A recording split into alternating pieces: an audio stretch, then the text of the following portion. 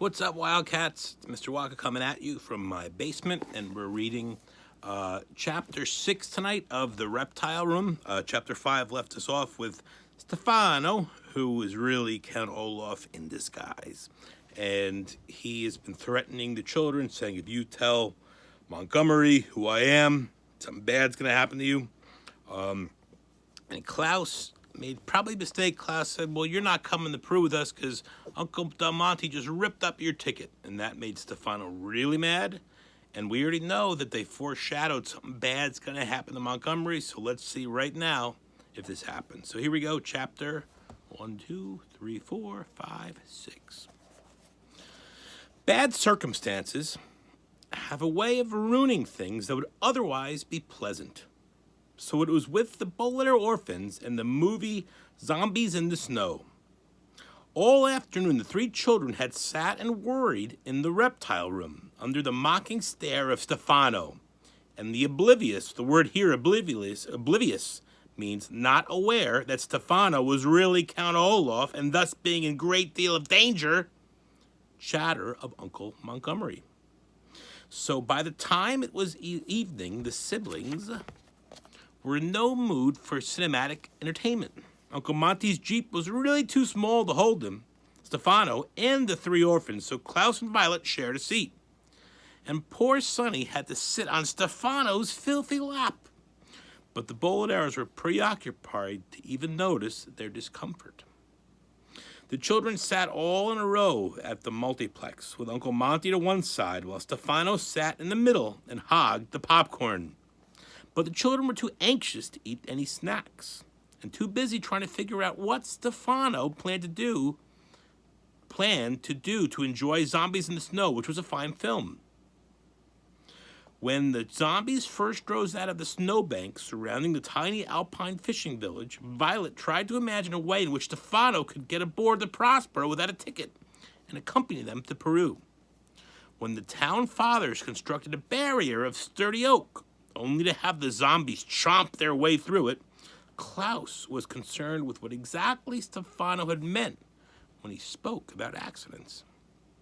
And when Greta, the little milkmaid, had made friends with zombies and asked them to please stop eating the villagers, Sonny, who could scarcely old enough to comprehend the orphan situation, tried to think up a way to defeat Stefano's plans, whatever they were.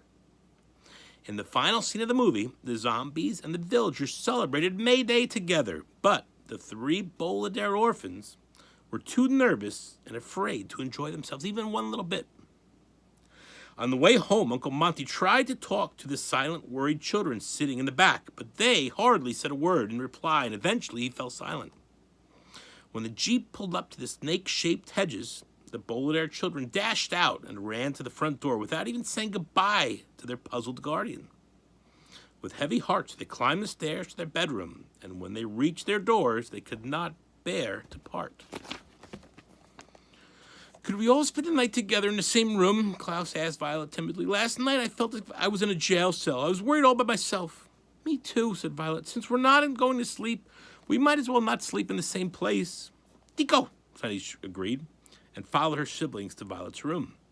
Violet looked around the bedroom and remembered how excited she had been to move into it just a short while ago. Now, the enormous window with the view of the snake-shaped hedges seemed depressing rather than inspiring, and the blank pages tacked to her wall, rather than being convenient, seemed to only remind her of how anxious she was. I see you haven't worked much on your inventions, Klaus said gently. I haven't been reading at all. When Count Olaf is around, it just puts damper on my imagination. Not always, Violet pointed out. When we lived with him, you read all about nuptial law to find a plan, and I invented a grappling hook to stop him. In this situation, Klaus said glumly, we don't even know what Count Olaf is up to. How can we formulate a plan if we don't know his plan? Well, let's try and hatch this out, Violet said. Here, using expression, which means talk about something at length until it's completely understood. Count Olaf, calling himself Stefano, has come into this house in disguise and is obviously after the Bolivar fortune.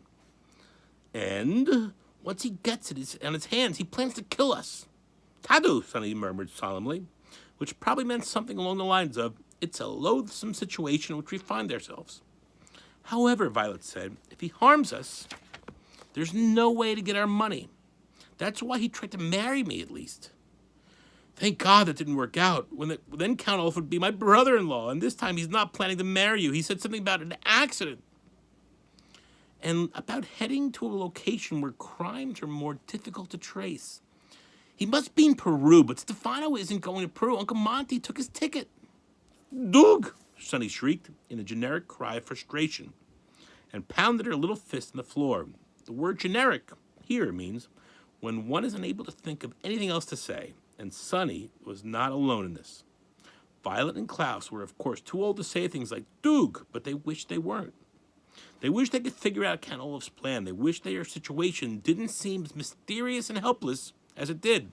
And they wished they weren't young enough to simply shriek Doug and pound their fists on the floor. And most of all, of course, they wished that their parents were alive and the bold heirs were all safe at a home where they'd been born. As fervently as the bold heir orphans wished their circumstances were different, I wished that I could somehow change the circumstances of the story for you. Even as I sit here, safe as can be, and so very far away from Count Olaf, I can scarcely bear to write another word. Perhaps it'd be best if you shut this book right now and never read the rest of this horrible story. You can imagine, if you wish, that an hour later, the bold orphans suddenly figured out what Stefano was up to and were able to save Uncle Monty's life.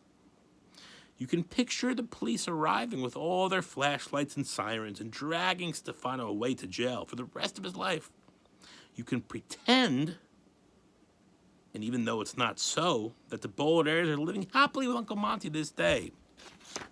Or best of all, you can conjure up the illusion that the bolder parents have not been killed. And that the terrible fire in Count Olaf and Uncle Monty and all the other unfortunate events are nothing more than a dream, a figment of your imagination. But this is not a happy story, and I'm not happy to tell you the bold orphan sat dumbly in Violet's room. The word here, dumbly, means without speaking, rather than in a stupid way, for the rest of the night. Had someone peeped through the bedroom window as the morning sun rose, they would have seen 3 children huddled together in the bed, their eyes wide open dark with worry. But nobody peeped through the window. Somebody knocked on the door, 4 loud knocks as if something were being nailed shut. The children blinked and looked at each other. "Who is it?" Klaus called out, his voice crackly from being silent so long. Instead of an answer, whoever it was simply turned the knob, and the door swung slowly open, and there stood Stefano, with S's, with his clothes all rumpled and his eyes shining brighter than ever before. "Good morning," he said. "It's time to leave for Peru. There is just enough room for 3 orphans and myself in the Jeep, so get a move on." "We told you yesterday you weren't going," Violet said. She hoped her voice sounded braver than she felt. It's your Uncle Monty who's not going," Stefano said, and raised the part of his forehead where his eyebrow should have been. "Don't be ridiculous, Klaus. Uncle Monty wouldn't miss this expedition for the world." "Ask him," Stefano said, and the bold heir saw a familiar expression on his face. His mouth scarcely moved, but his eyes were shining as if he just told a joke. "Why don't you ask him? He's down in the reptile room." "We will ask him," Violet said. "Uncle Monty has no intention of letting you take us to Peru alone." She rose from the bed and took the hands of her siblings and walked quietly past Stefano, who was smirking in the doorway. "We will ask him," Violet said again, and Stefano gave a little bow as the children walked out of the room. The hallway was strangely quiet and blank as the eyes of a skull. "Uncle Monty?" Violet called at the end of the hallway. Nobody answered. Aside from a few creaks on the steps, the whole house was eerily quiet, as if it had been deserted for many years. "Oh, Uncle Monty," Klaus said. They heard no reply. Standing on tiptoe, Violet opened the enormous door of the reptile room, and for a moment the orphan stared into the room as if hypnotized, entranced by the odd blue light which the sunrise made as it shone through the glass ceiling walls.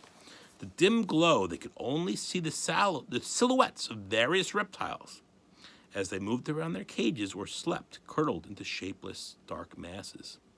Their footsteps echoed off the glimmering walls. The three siblings walked through the reptile room towards the far end where Uncle Monty's library lay waiting for them.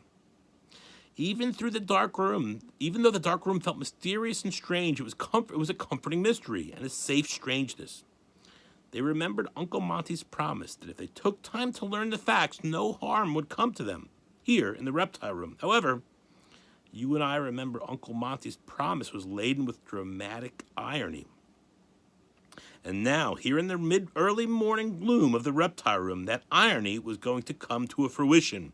A phrase here which means the bold heirs were finally to learn of it. For just as they reached the books, the three siblings could see a large, shadowy mass huddled in the far corner. Nervously, Klaus switched on one of the reading lamps to get a better look. Pages are stuck together.